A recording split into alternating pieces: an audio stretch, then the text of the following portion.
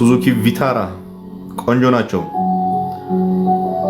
ስለ ገበያ ሁኔታ ሰልባጅ መኪና የሚባል ነገር አይገባም አሁን ኢትዮጵያ ውስጥ።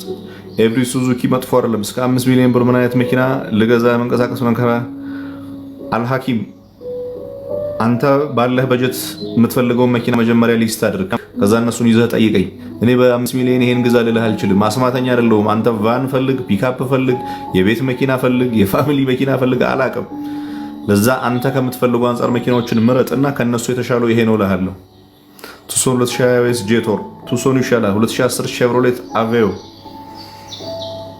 ነዳጅ አይበላም የሚባል አይደለም፣ ይጠቀማል በደንብ። ዲዛይር አሁን ነግዛዊ ብትጠብቅ ይሻላል። ቢዋይዲ ቱ ቆንጆ ናቸው። ቢዜድ ፎሬክስ 24 አልትራ ቆንጆ ነው። ታኮማ 2012 ምንም ችግር የለበትም።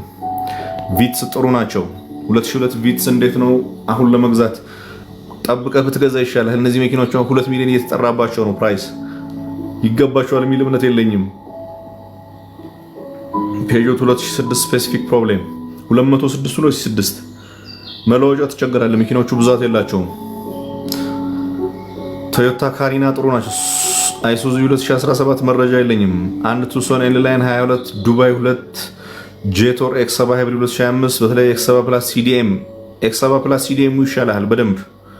ዊሊንግ የሚባለው የቪ መኪና 14 መቀመጫ መኪናው 14 መቀመጫ ያለው አይደለም፣ በግድ ነው 14 መቀመጫ የገጠሙበት። ህፃናት ካልሆነ በስተቀር አዋቂ 14 መቀመጥ አይችልም እዚህ መኪና ውስጥ።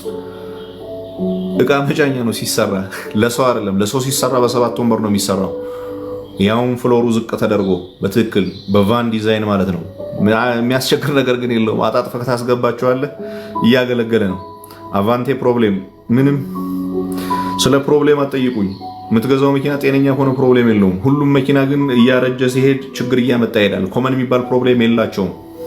አንዳንዶቻችሁ ጥያቄያችሁ ምንድነው ችግሩ ነው። ምንድነው ችግሩ የሚባል ጥያቄ በራሱ ልክ አይደለም ለኔ።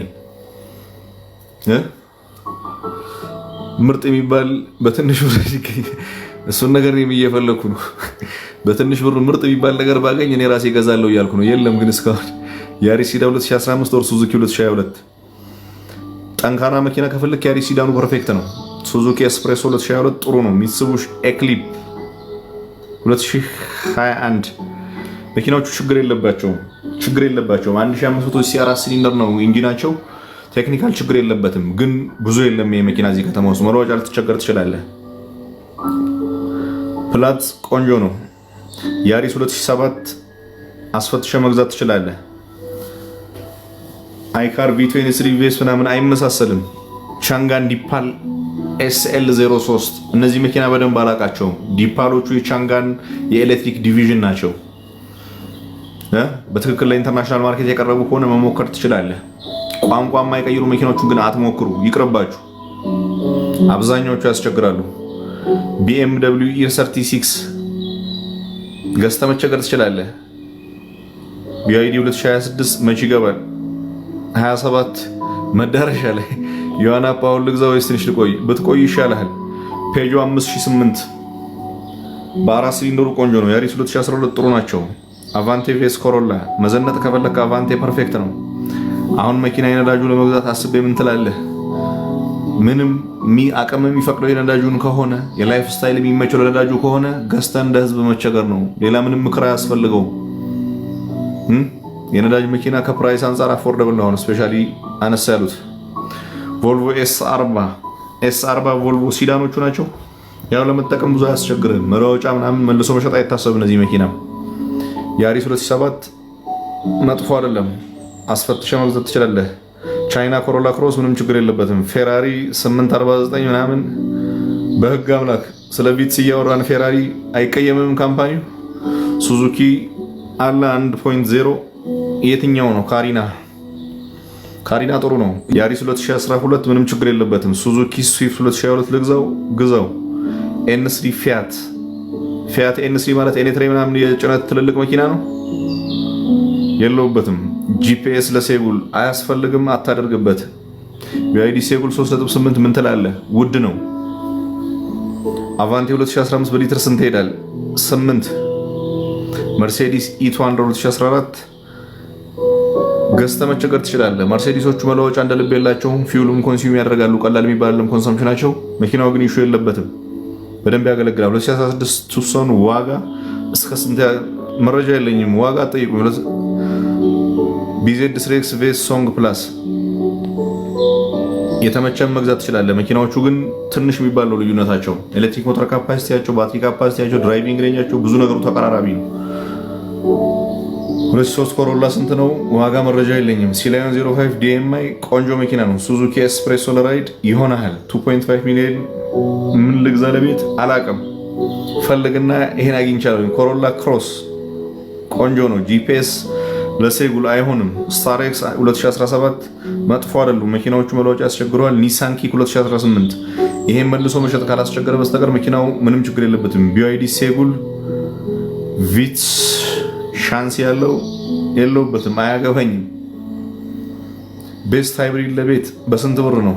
ፎርድ ፌስታ 2010 መኪና ያገለግልሃል፣ መለዋወጫና መልሶ መሸጥ በደንብ ያስቸግራል። ኒሳን ምንድነው? ኪውዲ 2007 አለኝ ናፍታ ከተማ እና ታዲያ ከዛ በላይ እንዴት ፈልገህ ነው? የትኛው ነው ግን ኪውዲ የሚባል ኒሳን? አላውቀውም።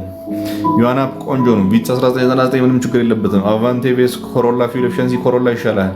ሃይንዳይ አቶስ 2021 ያገለግልሃል።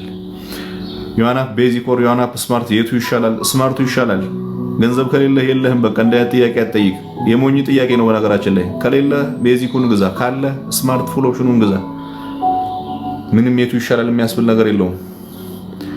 ሆንዳ ኢቪ ኤንፒ2 ከሆነ መሞከር ትችላለህ። ከሱ ውጭ ያሉት ግን ይቅሩብህ። ሊዮፓርድ 3 ጥሩ ነው። ረሽ ሸጬ ቢዜድ ፎሬክስ ብገዛ ምን ትለኛለህ? ለምን ነው ቢዜድ ፎሬክስ የምትገዛው?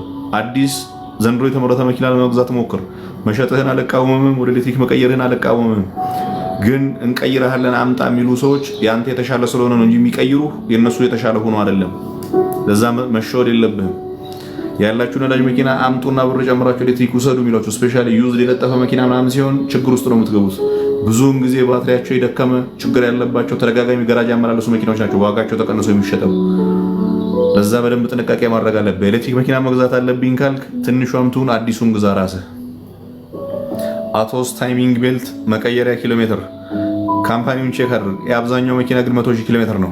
ካምፓኒውን ቼክ አድርግ። ይሄን አላውቅም እኔ። ናሚ 01 ቦክስ ናሚ 01 ነው። ቦክስ የሚባል መኪና አይደለም። ናኖ ቦክስ ምናምን ሌላ ነው። ናሚ ችግር የለበትም። ክሮስ ቬስ ሲላዮን 06 ዲኤምአይ ሲላዮን 06ቱ ፕላጊን ሃይብሪድ ስለሆነ ብዙ የተሻለ አድቫንቴጅ አለው። ኒሳን ኪክ 2018 መሞከር ትችላለህ። ዲዛይር ማኑዋል ለምንድን ነው ገበያው ላይ ብዙም የሌለው? ጥቅሙስ ምንድነው? በሊትር ስንት ይሄዳል? ገበያ ላይ የሌለው በብዛት ስላልመጣ ነው። ቶዮታ አቬንዚስ ለጉዞ ስራ አሪፍ ነው። አቬንዚስ መለዋወጫ ትቸገራለህ። እነዚህ መኪናዎች ዲዝል ኢንጂን ያላቸው ብዙ ጊዜ በፔትሮል ኢንጂን ከሆነ ኢንጂናቸው ከፍ ያለ ነው። ፊውል ኮንሰምፕሽኑን ከቻልከው ችግር የለበትም። ቶዮታ አቬንዚስ ፊውል ኮንሰምፕሽኑ F150 2023 ኤሌክትሪክ ገንዘብ መጣያ ካጣ ሞከር ትችላለህ ብራዘር። እኔ ግን እንደዚህ አይነት መኪና ገዛ ልልህ አልችልም። ኒሳን ጁክ 2022 ሌላ አማራጭ ብትሻለ ያሪስ ኮምፓክት 2007